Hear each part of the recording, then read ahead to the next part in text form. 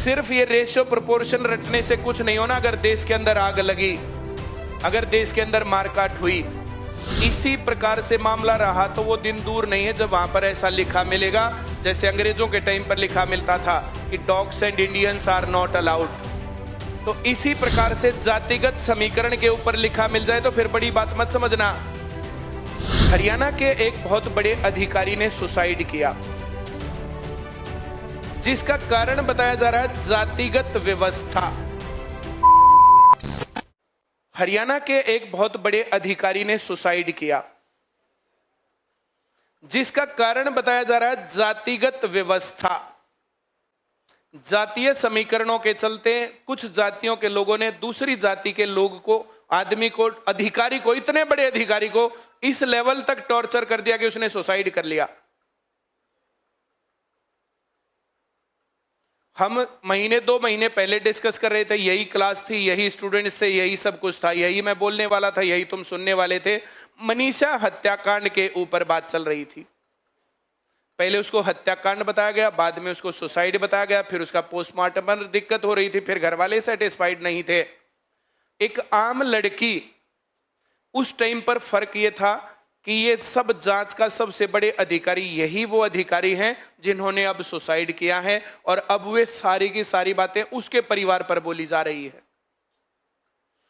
जैसे तब जबरन मनीषा का मेडिकल करवाने की बात हो रही थी, पुलिस और मेडिकल और ये सब चीजें वहां से ली भी गई थी, जिसके ऊपर हमने बोला था, वो तो बात बोली गई, डिस्कशन में आई और अलग अलग जगह पर बोला गया, जिसके कारण वो मामला नहीं बना, सीबीआई तक गया।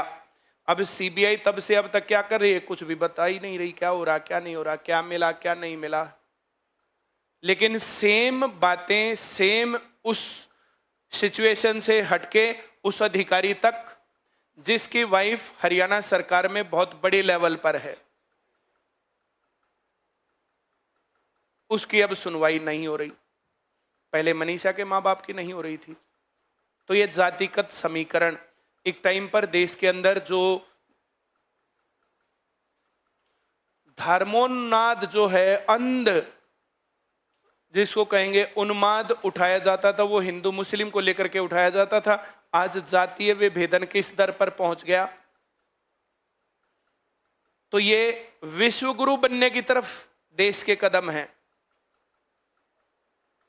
जो आदमी धर्म और जाति आधारित राजनीति करते हैं, उन लोगों ने ये सब समीकरण बिगाड़ दिए, वरना यहां किसको पता कौन कौन सी जाति का और कैसे बैठा है। यहां जब पार्टियां होती हैं और पार्टी होने के टाइम पर बाई चांस एक ही टाइम पर सारे चले गए और प्लेट हो गई कम, तो एक प्लेट के अंदर 10-10 बच्चे खाते नहीं मिलते, कौन सा पूछता तू कौन सी जाति का, तू कौन सी का।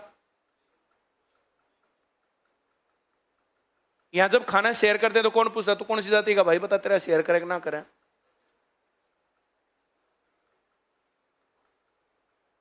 यहां कौन ऊंचा नीचा रह जाता है।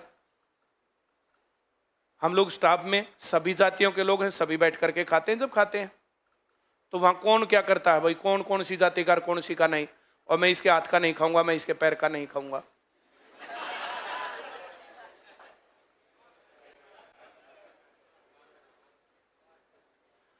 तुम लोग गोलगप्पे खाते हो, पहले पूछते हो कौन कौन सी जाति के हो भाई।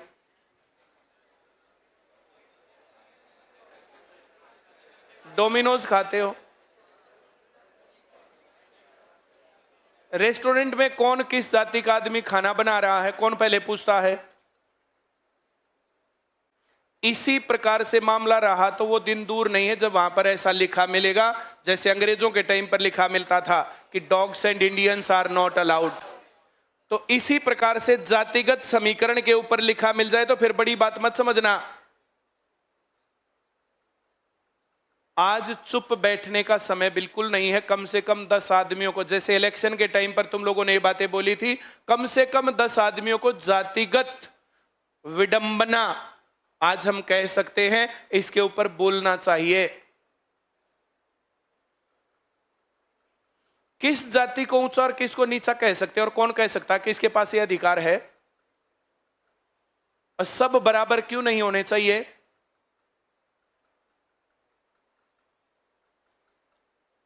जातिगत जितनी भी चीजें मिल रही हैं, ये सब चीजें इस देश के अंदर, समाज के अंदर जहर घोल रही है। जब ये बराबर हो जाएंगी तब मामला सुधर सकता है, वरना नहीं। सिर्फ ये रेशियो प्रोपोर्शन रटने से कुछ नहीं होना। अगर देश के अंदर आग लगी, अगर देश के अंदर मारकाट हुई, एक जाति से दूसरी जातियां लड़के मरी, जैसा जाट आरक्षण के अंदर, कौन कौन चाहता है इस प्रकार की विडंबनाएं होनी चाहिए समाज में? और अगर इन नेताओं की ऐसी चलती रही और इनको किसी ने नहीं बोला, तो फिर ये देश दूर नहीं है, बहुत दूर नहीं है कि इस देश में फिर जातिगत विभाजन होंगे। फिर ये संविधान की मूल भावना के विपरीत काम हो जाएगा। चुपचाप बैठ करके गलत हो रहा है, इतना सोचने से बात नहीं बनेगी। 4 आदमियों को बोलो, 4 आदमियों को स्टेटस लगाओ, इन बातों के ऊपर बोलो। और जो लोग, हम लोग ये पॉडकास्ट और ये सब चीजें करते हैं ना, तुम इन चीजों को कम से कम शेयर किया करो। वे चीजें शेयर में जाएं अच्छे उस पर। जब हम बोलें कि इस पर कमेंट कर दो, तो थोड़ा सा यही बात बोली जाती है। और मैं बोलता हूं इन बातों को उचित मंच पर, हर जगह पर बोलता हूं। मैं सिर्फ यहां क्लास में नहीं, हर जगह बोलता हूं। जब भी बोलता हूं, नो डिटेंशन पॉलिसी सिर्फ मेरे अलावा किसी भी आदमी ने बोली हो तो कि गलत है, और मैंने इतना बोला कि वो वापिस है पॉलिसी। ये समय है जातिगत जो ये मामला चल रहा है और धार्मिक जो मामला चल रहा है, इसके ऊपर बोला जाए। और जो इस प्रकार से धर्म को ऊपर करके बताया जाता कि ये समाज विरोधी काम है, उन आदमियों को वहीं पर गोली क्यों नहीं मार देते जो आदमी गलत बात करता है? चाहे इसमें कोई सा धर्म और कोई सी जाति हो। एक ग्रुप है, उसके अंदर था कि फला दरगाह में ये खील बतासों में जहर मिलाया जा रहा है। मैं, ये धर्म और इन सब चीजों की क्या जरूरत है? आप सरकार में, पुलिस में जाकर के इस बात को बताओ वहां पर ऑथेंटिकली कि ये ऑथेंटिक मेरे पास खबर है, और वहां जाकर के उनके ऊपर गोली क्यों नहीं मार देते? ये बुलडोजर चलाने वाले लोग जो इस प्रकार की बात अगर वहां मिलती है, जहर मिलाया जाता है और ऑथेंटिक जानकारी है, उनको गोली मारो। और नहीं तो जो इस प्रकार की खबर बना करके चलाते हैं उनके ऊपर गोली मारो।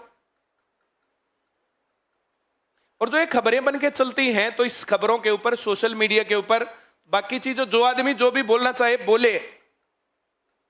मैं 100% एग्री करता हूं, फ्रीडम ऑफ स्पीच। लेकिन जो चीज जहां से चालू होती है उसके ऊपर कोड होना चाहिए। उसका QR कोड जनरेट होना चाहिए। कोई बात मैंने बनाई तो मेरा QR कोड उसके ऊपर रहे। कोई भी आदमी जानना चाहिए बात चालू कहां से हुई, तो तुरंत से पता चल जाए। जिस आदमी ने वो खबर बनाई, भैया तो तू सबूत दे, नहीं तो उस आदमी को लपेट दो। गलत खबरें अपने आप ना रुक जाएंगी। मैं जो कह रहा हूं समझ में आ रहा है? ये सोशल मीडिया पर फ्रीडम ऑफ स्पीच बहुत अच्छी चीज है, बहुत अच्छी चीज। ये रोकी नहीं जानी चाहिए, लेकिन इसकी जिम्मेदारी तय होनी चाहिए। और जिम्मेदारी तय हो सकती है। ये आदमी जो भी बनाए, तो इसका यूनिक नंबर, इसका यूनिक नाम है, इसकी यूनिक ID है, एड्रेस है, सारी चीजें हैं। सोशल मीडिया पर फोन उसको दो जो आदमी इस प्रकार से संबंधित है। आधार कार्ड से लिंक बिना कोई भी फोन नंबर अगर चल रहा है तो तुरंत से ब्लॉक हो जाए। व्हाट्सएप अकाउंट आधार कार्ड के साथ लिंक होना चाहिए। जहां से चालू होती है वो शुरुआती खबर, चाहे कोई आदमी शेयर कर दे, लेकिन शुरुआती खबर लिए उसने डाल रखी है। कोई आदमी कॉपी पेस्ट करता है तो फिर उसका नाम चालू हो जाइए, उसने डाल रखी है। मैंने जो बोला समझ में आया? और इस प्रकार की चीजें जो है, जैसे फिर ये जिम्मेदारी तय करती है। और ये जरूरत आज है, और इतनी जागरूकता की जरूरत सबको है। और यहां ICS में जो पढ़ने वाले लोग हैं, ये वे लोग हैं जिन्होंने बहुत बदलाव किए हैं।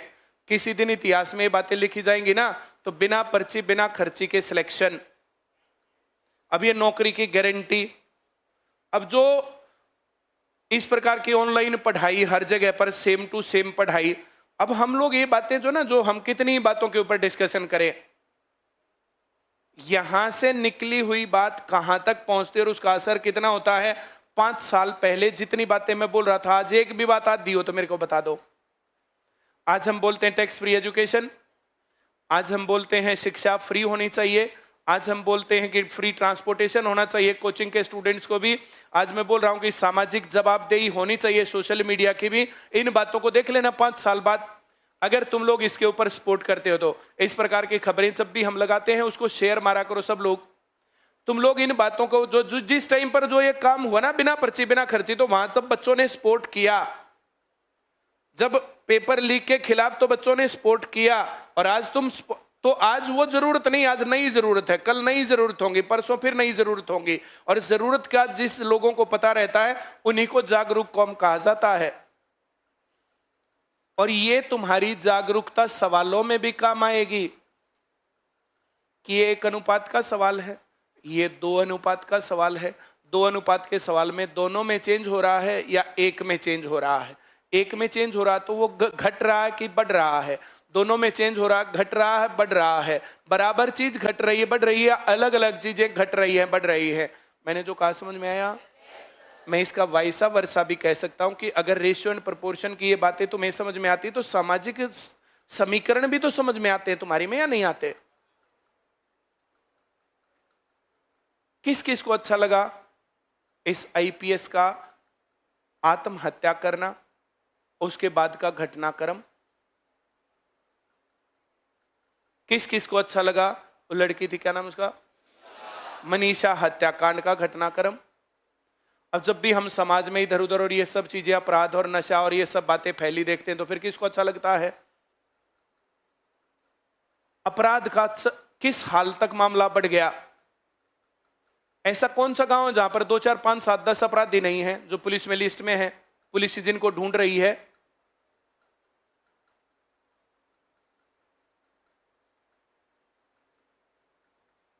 नशा कहां नहीं है? अपराध और नशे से अगर बच्चे नहीं बचेंगे तो कैसे बनेगा काम? और ये कैसे बचेंगे? एकमात्र एक चीज, पढ़ाई और फ्यूचर। क्यों चालू होता नशा और अपराध?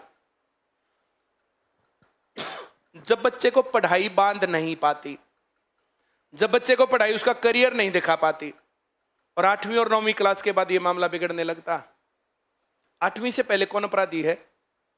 8वीं से पहले कौन नशे वाला है? नींव पढ़ने लगती 6ठी से, जब समझ में आना बंद होता है। 7वीं से जब समझ में आना बंद होता है। 8वीं 9वीं 10वीं में पक जाते हैं। 11वीं 12वीं के बाद मामला सेट। तुम्हारे साथी तुम लोग एनालाइज कर सकते हो। बचना चाहिए ये देश, ये समाज, ये घर और परिवार का स्ट्रक्चर